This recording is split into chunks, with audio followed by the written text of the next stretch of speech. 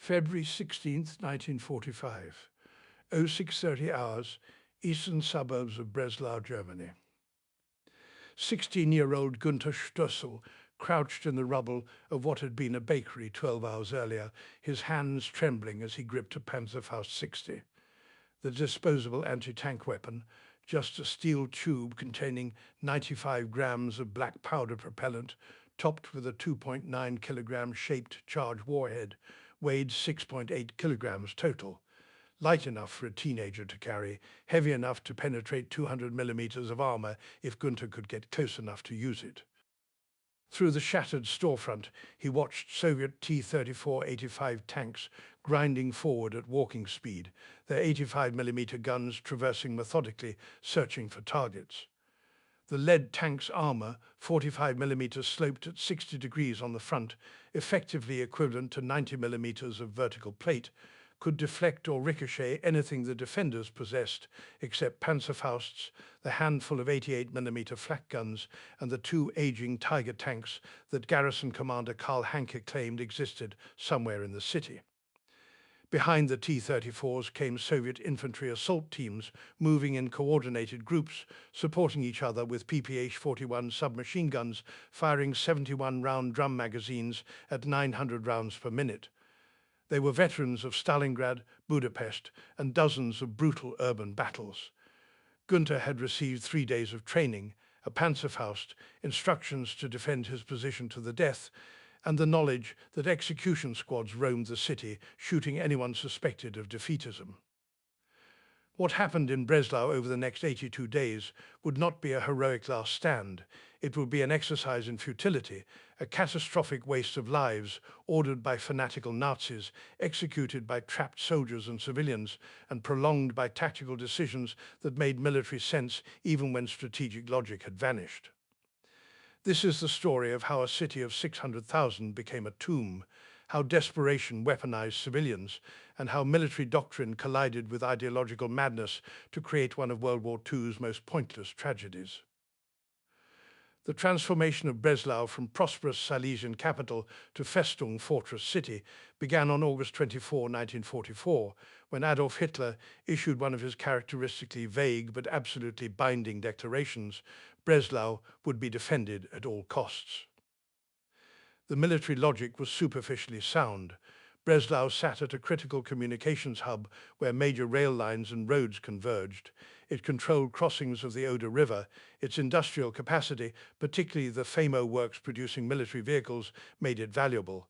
Most importantly, fortress cities could theoretically tie down Soviet forces, delaying the advance toward Berlin while buying time for something, a counteroffensive, wonder weapons, a political settlement with the Western Allies. The specifics didn't matter because Hitler's strategic thinking by late 1944 consisted primarily of denying reality. The problem was that fortress doctrine required 3 things Breslau lacked: adequate defenses, sufficient garrison, and competent leadership. Gauleiter Karl Hanke, Silesia's Nazi Party regional leader since 1941, received appointment as battle commander. Hanke was a true believer, fanatical, brutal, and utterly convinced that National Socialist willpower could overcome material disadvantages. He had demonstrated organizational ability, evacuating German civilians from bombed Western cities to Breslau. He possessed 0 military experience commanding combat operations.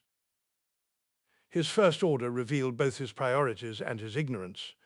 On January 19, 1945, with Soviet forces already across the Oder River 120 kilometers away, Hanke ordered evacuation of Breslau's civilian population. Not gradual, organized evacuation starting months earlier, immediate, chaotic expulsion in the depths of winter. The evacuation was catastrophic.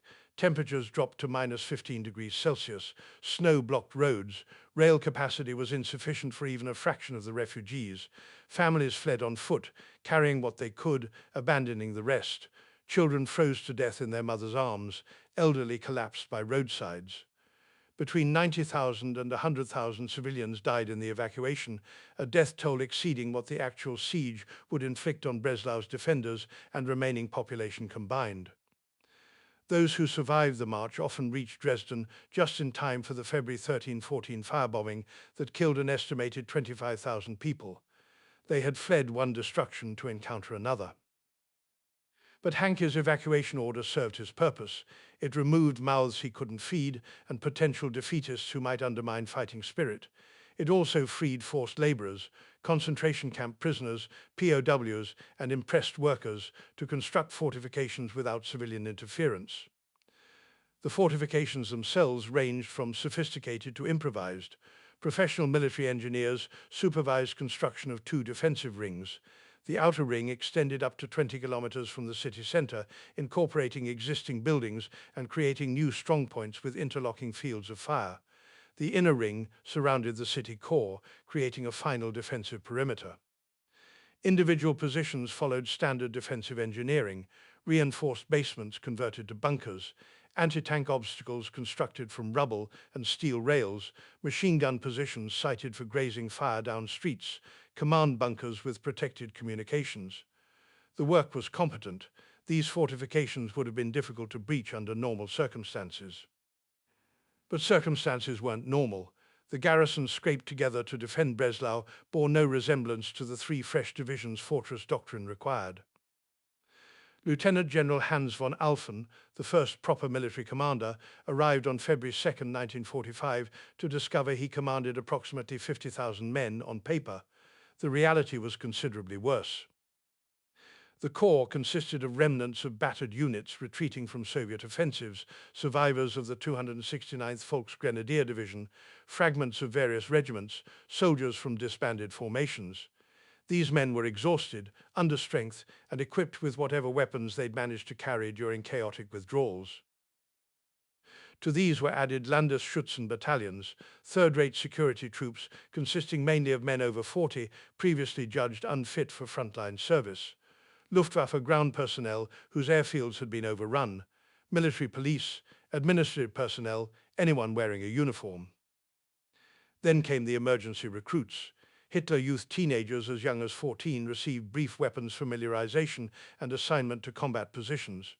Volkssturm, the Home Guard consisting of men aged 16 to 60 not already in military service, were mobilized under SA command. Many Volkssturm members were Great War veterans in their 60s, issued captured weapons with minimal ammunition and expected to stop Soviet armor. Hancke supplemented these forces through an ingenious, if morally reprehensible, tactic. Military police established checkpoints throughout Breslau with orders to arrest any German soldier passing through the city, regardless of rank or unit. Soldiers on leave, messengers carrying orders, troops separated from their units, all were impressed into Fortress Breslau's garrison, whether they liked it or not. This forced recruitment created the 609th Division ZBW Sachsenheimer, a unit whose members' only common characteristic was being in the wrong place at the wrong time. The weapons situation was similarly chaotic. The garrison possessed perhaps 400 machine guns of various types, MG-34s firing 900 rounds per minute, MG-42s at 1,200 rounds per minute, captured Soviet Maxims, and obsolete weapons dating to the Great War. Ammunition stocks were adequate initially, but difficult to replenish once siege began. Artillery consisted of an assortment of calibers, 75mm field guns, 105mm howitzers, captured Soviet 76.2mm guns, and, critically, 1888mm Flak 36 dual-purpose guns. The 88mm Flak was Germany's most versatile weapon, originally designed for anti-aircraft work. Its high-velocity shell could penetrate any Allied tank's armor. But Breslau had just 18 of them to cover the entire perimeter. Anti-tank weapons came primarily from 2 sources. 2 batteries of 75mm PaK-40 guns provided conventional anti-tank capability.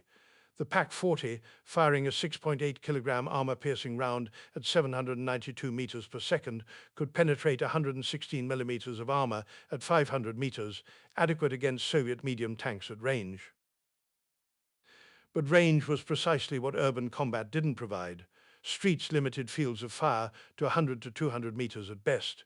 This favored the other German anti-tank weapon, the Panzerfaust. Germany delivered 50 Leichte Ladungsträger Goliath demolition vehicles to Breslau in January 1945. remote-controlled tracked bombs carrying 60 kilograms of high explosive. These were supposed to provide mobile anti-tank capability. In practice, control wires were easily severed, Soviet infantry quickly learned to disable them, and they were too expensive and scarce to waste. As for armor, Hanke reported in mid-April that the garrison possessed exactly 2 Tiger tanks being repaired at the Famo plant, 2 heavy tanks to defend a major city against thousands of Soviet armored vehicles. The disparity was so extreme it bordered on comedy, except nobody was laughing. The Soviet offensive that would trap Breslau began on February 8, 1945. Marshal Ivan Konev's First Ukrainian Front launched coordinated attacks from bridgeheads on the Oder River, driving toward Kiev-Wrocławski to complete encirclement from the north and south. The Soviet forces committed to operations around Breslau were overwhelming. Elements of the 6th Army, under Lieutenant General Vladimir Gluzdovsky, supported by the 7th Guards Mechanized Corps. The Mechanized Corps alone fielded hundreds of T-34 tanks, Su-76 self-propelled guns, and motorized infantry in American-supplied Studebaker and Dodge trucks. The German response demonstrated both tactical competence and strategic impossibility. Elements of LVII Panzer Corps fought desperately to keep Soviet pincers from closing. The 19th Panzer Division counterattacked from Rashiburg, the 20th Panzer Division struck from Yard. These were experienced formations executing sound tactics against overwhelming odds. The critical battle occurred on February 13 along the Autobahn near Kostomoty, the last remaining supply route into Breslau. The 19th Panzer Division defended the road with everything available. Panther tanks with 75mm guns capable of destroying any Soviet tank at combat range. Veteran Panzer Grenadiers equipped with machine guns and Panzerfausts, and self-propelled artillery providing mobile fire support.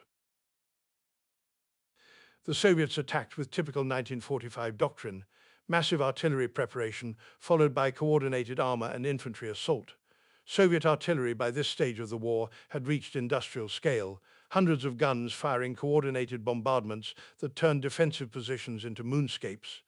The 122mm howitzers shells created craters 10 meters wide. Direct hits on buildings caused complete structural collapse. When the artillery lifted, the armor rolled forward. T-34-85s advanced in company-strength formations, 10 to 15 tanks supporting each other, suppressing defensive positions with high-explosive shells and machine gun fire. Behind them came assault infantry trained in urban warfare tactics, clearing buildings room by room, using grenades and submachine guns at ranges measured in meters. The Germans inflicted heavy casualties. Pak-40 guns firing from concealed positions destroyed numerous Soviet tanks. Panzerfaust teams ambushed armor that penetrated into the German lines. Panther tanks engaged T-34s from hull-down positions, their superior optics and gun allowing effective fire at ranges where Soviet return fire was inaccurate. But the mathematics were inexorable. For every Soviet tank destroyed, 3 more advanced. For every Soviet assault team killed, another took its place. The Germans were trading at favorable exchange rates in a war of attrition they couldn't possibly win. By February 14, Soviet forces linked north and south of Breslau. The Autobahn was cut. The garrison was surrounded. Approximately 50,000 German soldiers and 50,000 remaining civilians were trapped inside a city that was about to be systematically destroyed. With Breslau surrounded, resupply could come only by air. But the city's major airfield lay outside the siege perimeter captured by Soviet forces on February 14. This presented Hanke with a decision that revealed both his fanaticism and his complete disregard for human life. He ordered construction of a new airfield inside the besieged city, not on open ground outside the urban area, but in the southern district, requiring demolition of entire residential blocks. The operation began immediately. Forced laborers, concentration camp prisoners from nearby Gross-Rosen and other camps were marched into the city under guard. Along with remaining civilians and military personnel, they received orders to demolish buildings and clear a runway 1,500 meters long and 100 meters wide. The work was performed under artillery fire. Soviet gunners, observing unusual activity in the southern district, concentrated fire on the construction site. Shells rained constantly. Buildings collapsed, burying workers. Casualties were not counted. Anyone killed was simply replaced with another worker. The demolition required explosives to bring down reinforced structures, manual labor to clear rubble, and heavy equipment to grade and compact the runway surface. All of this occurred while the siege intensified around the perimeter. The resources devoted to airfield construction, labor, explosives, equipment, supervision could have been used strengthening defenses or conserving supplies. But Hanke demanded the airfield, so the airfield was built. By late February, the runway was operational. Luftwaffe transport aircraft, primarily Ju-52 trimotors and He-111 bombers, converted for transport duty, began flying resupply missions into Breslau. The flights were terrifyingly dangerous. Pilots had to approach at night or in bad weather to avoid Soviet fighters. They navigated by landmarks toward a city increasingly obscured by smoke and rubble. Soviet anti-aircraft artillery, 85mm and 37mm guns positioned specifically to interdict the supply flights, filled approach corridors with flak. When transports successfully landed, they had perhaps 10 to 15 minutes on the ground before Soviet artillery, alerted by the aircraft noise, began shelling the airfield. Ground crews and transport troops rushed to unload supplies, ammunition crates, medical supplies, occasionally fresh troops, while loading wounded for evacuation. Between February 15 and May 1, the Luftwaffe flew over 2,000 sorties into Breslau, delivering approximately 1,486 tons of supplies. This sounds impressive until you calculate consumption rates. The garrison burned through 50 to 100 tons of supplies daily: ammunition, food, medical supplies, fuel. The airlift could sustain perhaps 30% of daily needs at best. The Luftwaffe paid heavily for even this inadequate supply. Between February 15 and April 25, Luftflotte 6 lost 147 aircraft, with another 61 damaged. For a Luftwaffe already reduced to flying scrapyard remnants and training novices with minimal fuel, these losses were catastrophic. But the airfield served another purpose beyond logistics. On May 5, 1945, one day before Breslau's surrender, Gauleiter Karl Hanke, the man who had ordered the city defended to the last, who had executed Deputy Mayor Wolfgang Spielhagen for defeatism, who had demanded every soldier and civilian sacrifice themselves for the Reich, climbed into a Fiesler Storch light aircraft reserved for the garrison commander and fled to Prague. The runway, built at the cost of thousands of civilian and prisoner lives, served ultimately to save one Nazi Party functionary who lacked the courage to face consequences of his decisions. The Soviet assault on Breslau proper began on February 16, with methodical, destructive efficiency that characterized Red Army operations in 1945. Soviet doctrine for reducing fortress cities had evolved through bitter experience at Stalingrad, Budapest, and Königsberg. The lessons were clear. Frontal infantry assaults against prepared defenses produced horrific casualties for minimal gain. Urban combat neutralized armor's mobility advantage and exposed tanks to close-range anti-tank weapons. The solution was artillery, overwhelming, continuous artillery bombardment that reduced buildings to rubble, killed defenders through blast and fragmentation, and made coherent defense impossible.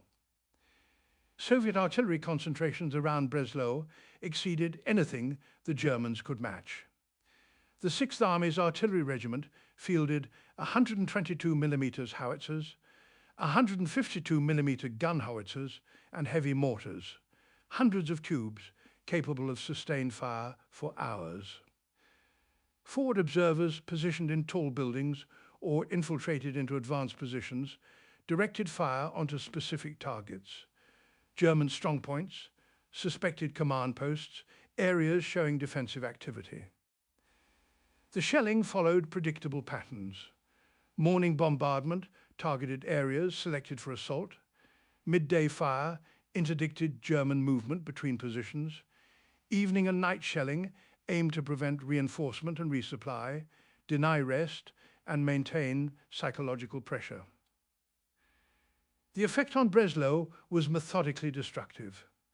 Pre-war photographs show an elegant Central European city with Baroque churches, municipal buildings, residential districts of solid German architecture. By March, entire districts were reduced to rubble fields. Buildings that remained standing were fire-blackened shells with collapsed roofs, shattered windows, walls perforated by shellfire. The Soviet 2nd and 18th Air Armies supplemented artillery with bombing raids. Pe-2 dive bombers struck tactical targets. Ilal-2 Sturmovik ground attack aircraft, flying tanks armoured against small arms fire, armed with 23mm cannons, rockets and bombs, strafed German positions at low altitude. But when Soviet forces actually pushed into the city, the Germans demonstrated why urban combat favoured determined defenders with anti-tank weapons. The attack on February 16 thrust Soviet armour into Breslau's southern suburbs. Company-strength formations of T-34s advanced down main streets, buttoned up against small arms fire, turrets traversing, looking for German strongpoints. This was exactly the scenario where Panzerfaust excelled. The weapon's effective range, 30 to 60 meters depending on model, was useless in open terrain where tanks could engage at 500 to 1,000 meters. But in urban combat, engagement ranges collapsed to distances measured in building widths. A typical Panzerfaust engagement followed predictable patterns. Soviet tanks advancing down a street would be allowed to pass initial positions. German defenders, often teenagers who 48 hours earlier had been apprentices, students or Hitler Youth members, would be positioned in basements or ground floor rooms with prepared firing positions and clear escape routes. When the tank reached the killing zone, marked by chalk on walls or simply memorized, the Panzerfaust operator would raise the crude ladder sight. Estimate range training consisted of aim at the center of the tank and squeeze the trigger. The Panzerfaust operation was brutally simple. Pressing the trigger released a striker that impaled an igniter capsule, which ignited the black powder propellant charge. The explosion drove the shaped charge warhead forward at approximately 45 meters per second, while the rearward blast exited the tube's open rear, creating the recoilless effect. The shaped charge, a physics phenomenon where precisely shaped explosive creates a focused jet of superheated metal and gas, could penetrate 200 millimeters of armor. The T-34-85's side armor was 45 to 60 millimeters. A solid hit penetrated, sending molten metal fragments and spalling ricocheting inside the crew compartment, killing or wounding the crew and often igniting ammunition or fuel. But the Panzerfaust's rearward blast was deadly within 3 meters behind the operator and dangerous out to 10 meters. In enclosed spaces, the overpressure could rupture eardrums, cause concussion, or set fires. Operators learned through brutal experience to fire from windows or doorways with clearance behind, then immediately discard the empty tube and flee before Soviet infantry counterattacked. During the first 3 days of fighting in Breslau, Soviet forces lost 76 tanks, most to Panzerfaust ambushes in urban terrain. In the following 2 weeks, they lost at least 100 more. The Soviets adapted quickly. Tank companies received infantry platoons specifically assigned for close protection against Panzerfaust teams. Soviet infantry would advance alongside or ahead of tanks, clearing buildings before armor moved forward. Tanks began mounting improvised spaced armor, sandbags, bed frames, spare track links to detonate shaped charges before they reached the main armor. Soviet commanders also shifted tactics away from armored thrusts toward systematic destruction. Rather than pushing tanks through defended districts, they isolated urban blocks with infantry, then shelled them to rubble. Assault teams would advance through the ruins, clearing remnants of resistance with grenades and submachine gun fire. This methodical approach minimized Soviet casualties but prolonged the battle. Each block required days to reduce. The Germans, for their part, defended stubbornly, not from heroism necessarily, but because surrender often meant execution by SS or military police enforcing Hanke's stand-fast orders. As the surface city transformed into rubble fields, combat shifted underground into Breslau's extensive sewer system. The sewers provided several tactical advantages. They allowed movement beneath artillery fire. They enabled defenders to infiltrate behind Soviet positions. They created a three-dimensional battlefield where Soviet superiority in armor and artillery was neutralized. Both sides employed sewer warfare, but the environment favored German defenders who knew the system's layout. Small teams, 3 to 6 men equipped with submachine guns, grenades and flashlights, could move through the tunnels, emerge in Soviet-controlled areas, attack supply dumps or headquarters, then disappear underground before organized response. The combat was claustrophobic and psychologically devastating. Darkness broken only by muzzle flashes and handheld lights. The constant sound of dripping water and distant explosions. The stench of sewage, decomposing bodies, and chemical weapons. The uncertainty of what waited around each corner. Soviet forces responded by pumping smoke and tear gas into sewer entrances, flooding sections, and posting guards at access points. They employed flamethrowers when they located German positions, the OKS-1 backpack flamethrower projecting burning fuel 30 meters, incinerating anyone caught in confined spaces. The sewer warfare was ultimately a sideshow, tactically interesting but strategically irrelevant. It demonstrated desperate improvisation by trapped defenders, but accomplished nothing beyond prolonging the inevitable. The breakout attempt. On the night of February 13-14, before the encirclement fully solidified, German forces attempted a coordinated breakout that revealed both residual combat effectiveness and the impossibility of escape. Elements of the 269th Infantry Division, trapped inside Breslau, attacked southward against the inner Soviet encirclement ring. Simultaneously, the 19th Panzer Division attacked from outside, attempting to break through and create a corridor. The attacks were coordinated through radio communication, one of the few German advantages. Wehrmacht signal equipment remained superior to Soviet equivalents, allowing real-time coordination between separated forces.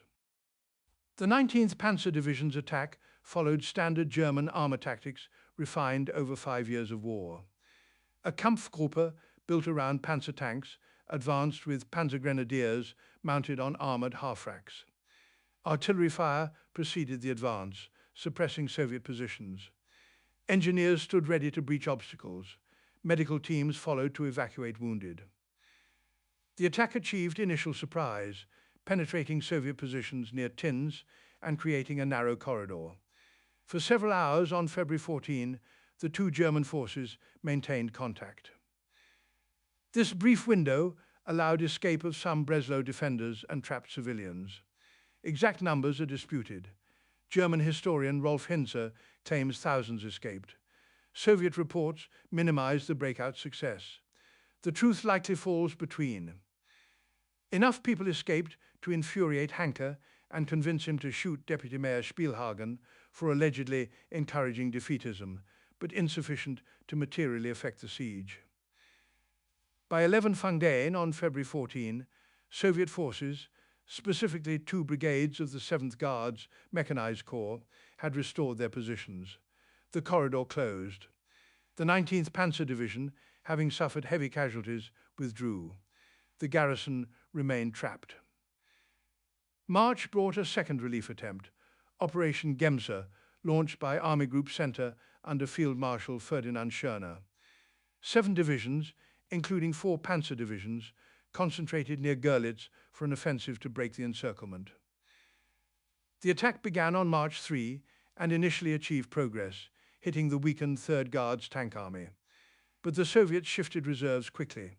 The 4th Tank Army moved south, launching a counteroffensive on March 15 that not only halted Gemser but threatened encirclement of the German relief force.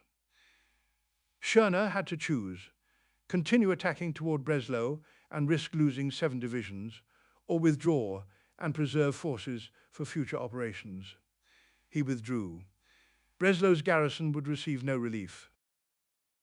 Perhaps 40 to 50,000 civilians remained in Breslau when the siege began. Elderly who couldn't flee, those caring for them, individuals who refused to abandon homes, and people simply trapped by circumstance. These civilians lived through 82 days that transformed everyday urban life into surreal nightmare. Entire districts were uninhabitable ruins. Water systems failed, gas and electrical services were cut, food stocks dwindled as the inadequate airlift failed to meet needs. The garrison requisitioned food from civilians, promising compensation with worthless currency. As stocks depleted, rations shrank. By April, civilians were subsisting on 200 to 300 calories daily, starvation level. People scavenged rubble for buried food stores. They slaughtered horses and pets. They ate whatever could be found. Medical care collapsed. The hospitals, targeted by Soviet artillery, became charnel houses where wounded and sick died for lack of supplies. Typhus and dysentery spread through overcrowded shelters. Rats multiplied, feeding on corpses. The psychological strain was perhaps worst. Constant artillery fire meant random death at any moment. A shell might hit your shelter. A building might collapse. You might be shot by SS patrols enforcing stand-fast orders or killed by Soviet assault teams clearing buildings. Suicides increased steadily. Families poisoned themselves rather than face capture by Soviet troops, fueled by Goebbels' propaganda about what would happen when the Red Army arrived. Elderly veterans of the previous war, remembering how Germans treated Russian prisoners, anticipated, often correctly, that payback would be brutal. In early May, with the end obviously imminent, a group of churchmen approached German military commanders, begging them to surrender to stop the slaughter. The military commanders, particularly General Hermann Niehoff, who had replaced von Alphen on March 2, privately agreed the situation was hopeless. But they also knew that proposing surrender meant execution by SS forces under Hanke's command. The garrison fought on, not from conviction, but from trapped desperation. Soviet assault teams tightened the noose, reducing the German-held area block by block, building by building. By late April 1945, Breslau's defenders held perhaps one-third of the original fortress perimeter. The Soviet Sixth Army had methodically ground through defenses despite heavy casualties. The German garrison had been reduced through combat losses, disease and starvation to perhaps 30,000 effective troops. On May 2nd, Berlin fell. The news reached Breslau through Soviet loudspeaker broadcasts and confirmed by German radio intercepts. Hitler was dead. The Reich government had ceased to exist. The strategic rationale for defending Breslau, buying time for political settlement or counteroffensive, had evaporated. Yet the fighting continued, not from military logic, but from momentum, fear of Soviet revenge, fear of SS execution, and the simple fact that nobody had authority to order surrender. On May 4, churchmen made their final appeal to General Niehoff. He listened, nodded, and acknowledged the obvious. Continued defense was pointless. But he couldn't surrender while Hanke remained in the city with SS forces ready to shoot officers who displayed defeatism. Then, on May 5, Hanke fled in the reserved aircraft. His departure removed the primary obstacle to surrender. The SS officers who might have enforced his orders either fled with him or lacked authority to oppose the military command. On May 6, 1945, 4 days after Berlin's surrender and 1 day before Germany's unconditional surrender, Niehoff sent emissaries to Soviet lines under flag of truce. The surrender negotiations occurred at Villa Colonia on Rapacki Street, formerly Kaiser Friedrichstrasse. Soviet officers demanded unconditional surrender. Niehoff, lacking any negotiating position, agreed. At 1400 hours, the firing stopped. Soviet troops entering the ruins discovered approximately 40,000 German prisoners, soldiers and Volkssturm too weak to resist. The civilian population had been reduced to perhaps 20 to 30,000 survivors, many suffering malnutrition, disease and trauma. The physical destruction was comprehensive. Of Breslau's 30,000 buildings, 21,600 were destroyed or heavily damaged, roughly 80 to 90% of the city. 18 million tons of rubble covered streets. Industrial capacity was obliterated. Infrastructure was destroyed. The elegant Baroque city, photographed in 1944, had ceased to exist. The casualty figures for Breslau remain disputed, obscured by incomplete records and propaganda from both sides. Soviet sources claimed 6,000 total casualties, certainly an undercount. More realistic estimates, based on unit records, suggest between 21,000 and 24,000 Soviet casualties killed and wounded. Tank and mechanized units that besieged Breslau suffered approximately 40% losses. German military casualties were approximately 6,000 killed, with another 15 to 20,000 wounded. An additional 40,000 were taken prisoner, many of them wounded or sick. Volkssturm and civilian paramilitary casualties are harder to estimate, but likely exceeded 10,000 killed. Civilian deaths during the siege itself, perhaps 20 to 30,000, from bombing, artillery, disease, starvation, and execution. But the January evacuation had killed 90,000 to 100,000 people. The total human cost of Fortress Breslau was approximately 160,000 to 180,000 deaths, roughly 30% of the city's pre-siege population. For what? Breslau tied down one Soviet army for 82 days, forces that could have been used elsewhere. But by February 1945, the Soviets had overwhelming superiority. The Sixth Army besieging Breslau represented perhaps 5% of Soviet forces on the Eastern Front. Its absence from other operations was strategically meaningless. The defense delayed nothing, protected nothing, and saved nobody. It was pure waste, a monument to Nazi ideology that valued symbolic gestures over human lives. Despite its futility, Breslau provided brutal validation of urban combat principles that remain relevant. The Panzerfaust demonstrated that in urban terrain, cheap single-shot weapons could neutralize armor superiority. During urban combat in eastern Germany, later in the war, about 70% of tanks destroyed were hit by Panzerfäuste or Panzerschrecks. This forced Soviet forces to develop combined arms tactics specifically for urban operations. Infantry protection for armor, systematic reduction rather than armored thrusts. The battle confirmed that artillery was the decisive weapon in city fighting. Soviet victory came not from tactical brilliance, but from grinding systematic destruction. When you could fire thousands of shells daily without concern for ammunition supply, you could simply obliterate defended areas. The airlift operations proved that aerial resupply of besieged cities was marginally possible, but tactically inadequate. Between February 15 and May 1, the Luftwaffe made more than 2,000 sorties with supplies and food. More than 1,486 tons, 1,638 short tons of supplies were delivered. Even this wasn't enough. Berlin's airlift would demonstrate the same principle on larger scale. The breakout attempts showed that even badly outnumbered forces could briefly penetrate encirclements but couldn't sustain corridors without overwhelming force. The tactical success of February 13-14 had no strategic impact because the Soviets simply closed the gap. Most importantly, Breslau demonstrated the human cost of fortress doctrine divorced from strategic reality. Defending cities to the last man made sense when defense served strategic purpose, buying time for counteroffensives, protecting critical resources, enabling other operations. When the strategic war was lost, fortress doctrine became mass murder. The siege of Breslau stands as perhaps World War II's clearest example of ideological fanaticism destroying military rationality. There were tactical reasons to defend the city initially. There were military decisions throughout the siege that made sense at operational level.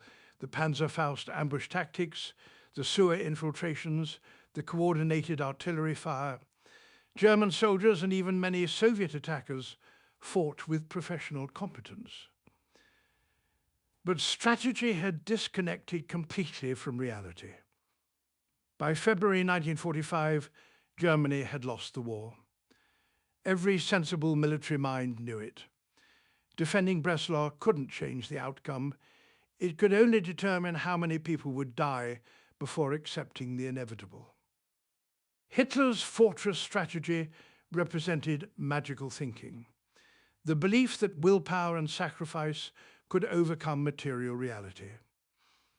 Hanke embodied this ideology perfectly, a true believer convinced that National Socialist determination could defeat Soviet industry, that symbolic gestures mattered more than human lives, that dying for the Reich was preferable to living in defeat.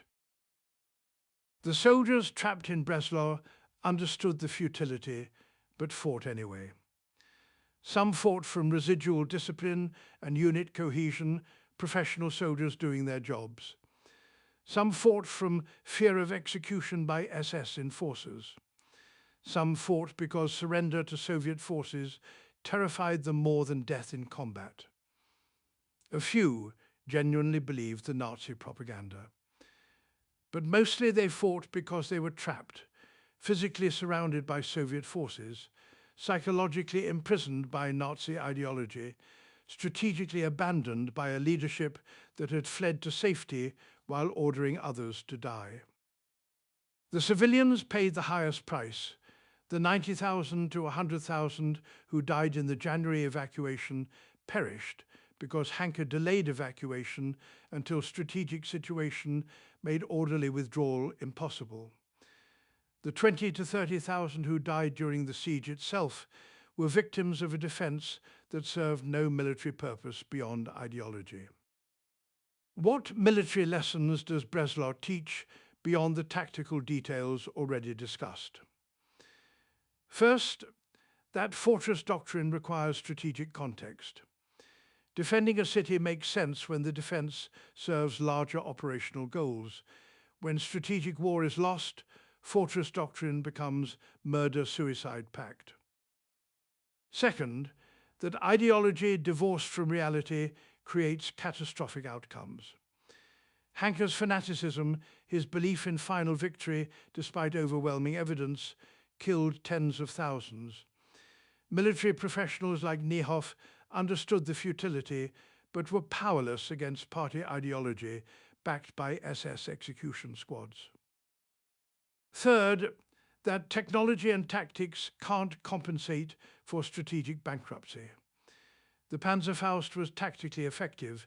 German defensive tactics were professionally competent. Individual battles were won.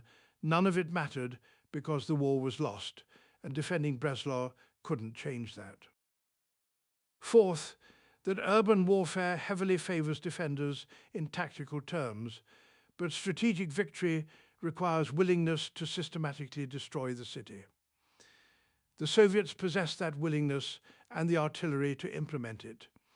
They accepted casualties that would have horrified Western armies and achieved victory through industrial-scale destruction. The human dimension. Beyond strategy and tactics lie the human stories, soldiers and civilians whose lives were consumed by decisions they didn't make. 16-year-old Günther Stössel, who opened this story, survived the siege. He fired his Panzerfaust at a Soviet tank on February 16, missed, and fled through building ruins while Soviet infantry hunted him.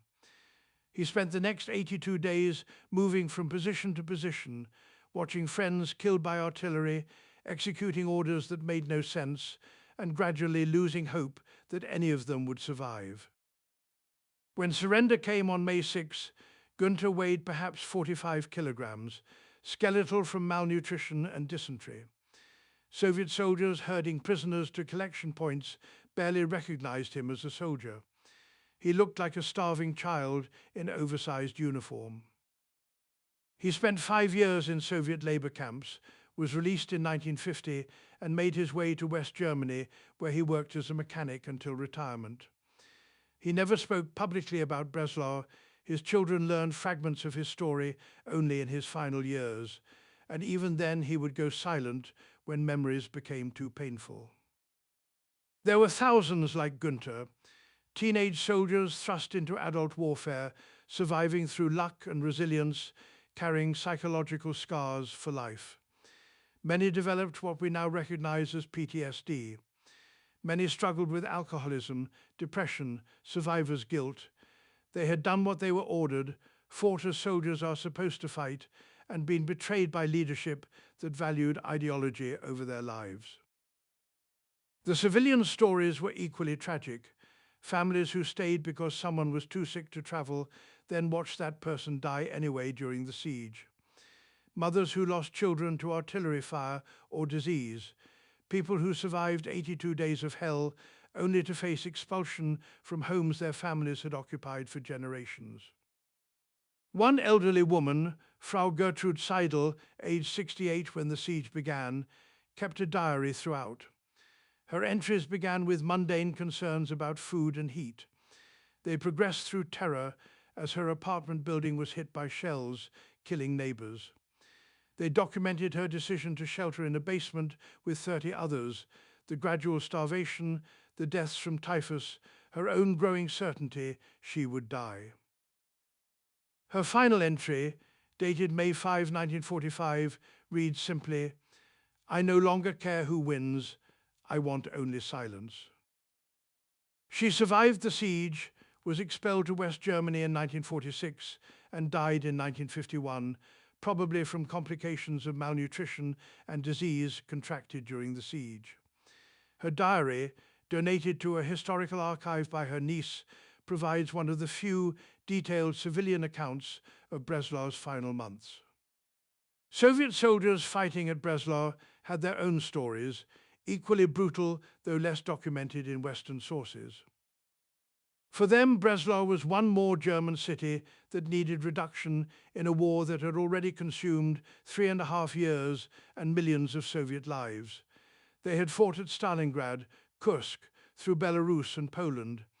They had seen what Germans did in occupied Soviet territory, villages burned, populations murdered, systematic destruction. The siege warfare was professionally challenging, but emotionally straightforward. Germans were defending territory they had used as staging ground for invasion that killed 27 million Soviet citizens. Whatever happened to German civilians was, in Soviet soldiers' view, payback for what happened to Soviet civilians. The Soviet assault troops who cleared Breslau building by building were typically young men, often replacements for veterans killed in earlier operations. They advanced behind artillery barrages with PPS submachine guns and grenades, clearing rooms with brutal efficiency learned in dozens of urban battles. Their casualties from German defensive fire were substantial. Estimates suggest 21,000 to 24,000 Soviet casualties. But Soviet doctrine accepted casualties that Western armies would have found unacceptable. Units that suffered 30 to 40% casualties were rebuilt with replacements and returned to combat. The industrial capacity to replace losses was what mattered. Soviet armor crews learned hard lessons about urban combat. The T-34-85 was excellent in open terrain, but vulnerable in cities where Panzerfaust teams could approach to killing range. Crews developed improvised protection, welding additional armor plates, mounting bed frames and sandbags, coordinating closely with infantry protection. Senior Soviet officers viewed Breslau primarily as an obstacle, a city that tied down forces needed elsewhere. Marshal Konev reportedly considered bypassing Breslau entirely, leaving a screening force while the bulk of his armies pushed toward Berlin. Stalin ordered the city taken, partly for political reasons, demonstrating Soviet control of Silesia before post-war borders were negotiated, and partly to eliminate a potential threat to supply lines. The soldiers executing Stalin's orders paid for that decision with their lives. But from Soviet perspective, these casualties were acceptable costs in finishing a war Germany had started. Several aspects of Breslau's siege remain disputed or unknowable. The exact casualty figures will never be definitively established. German records were incomplete or destroyed. Soviet records understated losses for propaganda purposes. Civilian deaths during both the evacuation and siege are estimates based on population data and survivor accounts. Whether earlier surrender would have been possible remains debated. Some historians argue that without Hanke's fanaticism, military commanders could have negotiated surrender in March, saving thousands of lives. Others contend that Hitler's fortress doctrine and SS enforcement meant surrender was impossible until the central Nazi authority collapsed in early May. The strategic value of the defense is similarly contested. German military historians sometimes argue that tying down the Soviet Sixth Army for 82 days had operational value, delaying offensives elsewhere. Soviet and Western historians generally dismiss this. The forces besieging Breslau were sufficient for the task and not needed elsewhere. The war's outcome was determined by events around Berlin, not Silesia. What's indisputable is the human cost. Approximately 160,000 to 180,000 deaths for no strategic gain. A city destroyed that would have fallen regardless. Tens of thousands killed in a war already lost. Breslau-Wrocław today is a thriving Polish city of 640,000 people. The reconstructed old town showcases carefully restored Baroque architecture. The university, one of Central Europe's oldest, trains new generations of students. Life continues as life does, building over ruins. But the scars remain visible for those who look. Buildings still show shell damage that was never fully repaired. Basements that served as shelters during the siege are now storage rooms or nightclubs. The military cemetery outside the city holds thousands of graves, German and Soviet, soldiers and civilians, all victims of ideology that valued symbols over lives. In Germany, Breslau is remembered primarily by elderly refugees who were children when expelled and by military historians who study siege warfare. The defense is taught at staff colleges as an example of how tactical competence can't compensate for strategic futility. In Poland, Wrocław's history before 1945 is acknowledged but not dwelt upon. The city's identity is firmly Polish now. The siege is remembered mainly as the violence that preceded liberation from Nazi occupation. In Russia, Breslau is a footnote, one of dozens of cities captured during the final Soviet offensive, less significant than Königsberg or Berlin. The military lessons continue relevance. Urban combat in Grozny, Fallujah, Aleppo, and Mariupol demonstrated that principles validated at Breslau remain applicable. Defenders with anti-tank weapons can inflict heavy casualties on attackers with armor superiority. Artillery is the decisive urban combat weapon. Reducing fortified cities requires willingness to accept massive destruction. Civilians pay the highest price. The strategic lesson is equally relevant but frequently ignored. Defend when defense serves purpose, surrender when it doesn't. Prolonging hopeless defenses for ideological reasons kills people without changing outcomes. The last German veterans of Breslau's siege died in the 2010s. The last civilian survivors are elderly now, their numbers dwindling. In 2015, at the 70th anniversary of the siege's end, a handful of survivors, both German and Polish, gathered in Wrocław for a memorial ceremony.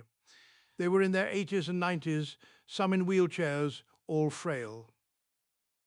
A German veteran, Hans Werner, aged 89, spoke briefly. "We defended this city because we were ordered to defend it. We didn't question. Young men don't question. We fought and many died, and in the end it meant nothing. The city fell anyway. Germany lost anyway. Everyone died for nothing." A Polish woman, Maria Kowalska, who had been 15 when the siege ended, added, "I remember the silence when the guns stopped. After 82 days of constant noise, artillery, bombing, fighting, suddenly silence. It was so quiet I thought I had gone deaf. That silence was more frightening than the noise had been."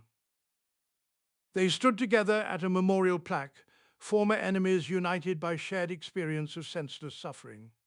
They laid flowers and observed silence and returned to their homes, carrying memories that will die with them. Soon, no one alive will remember Breslau 1945 from personal experience. The stories will exist only in archives, memoirs, and historical accounts. The tactical lessons will be studied by military professionals. The human cost will be reduced to statistics in history books. But the fundamental truth remains. Breslau was a tragedy created by ideology that valued abstract principles over human lives. Soldiers fought competently for a cause that was lost. Civilians died for leaders who fled. A beautiful city was destroyed, defending an evil regime that deserved destruction, but whose defeat could have come without Breslau's sacrifice. 16-year-old Günther Stoessel fired his Panzerfaust on February 16, 1945, and watched the shape-charged warhead streak toward a Soviet tank. The war continued for 82 more days in Breslau, killing tens of thousands more. And when it ended, everything was exactly as it would have been if the city had surrendered in February, except for the mountains of corpses and the ruined city and the trauma that survivors carried forever. That is Breslau's legacy, a monument to futility, a warning about ideology, and a testament to the human capacity to endure even the most senseless suffering.